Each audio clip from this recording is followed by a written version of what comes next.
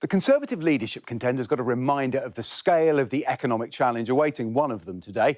We know inflation is hitting business and households, but rising prices affect the public finances too. And in June, they pushed interest payments on government debt to a record £19.4 billion. And that's not because of rising interest rates, but because some UK debt repayments, seen here in light blue, are linked to the retail price index of inflation. That's currently 11.8%.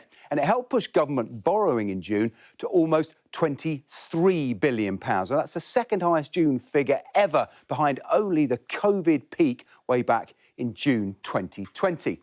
Now, Rishi Sunak and Liz Truss have set out contrasting, if limited, visions for the economy. And we know Sunak's plans because their government policy. They include a 1.25% national insurance rise imposed in April, worth £13 billion, and a planned increase in corporation tax from 19 to 25%. That'll raise £17 billion. Liz Truss says she'll cancel both of these, a tax cut worth £30 billion. So let's have a look at what that would mean for the public finances. Government is forecast to spend £1,100 billion, or £1.1 trillion next year, but taxes will raise £50 billion less than that, a deficit that has to be covered somehow. Now, let's knock off Liz Truss's £30 billion tax cut. She says it will help stimulate growth and pay for itself. But if she's wrong, there are two options. The first is that the deficit grows, increasing borrowing to £80 billion. The second is that government spending has to fall. And on that, Liz Truss has been silent.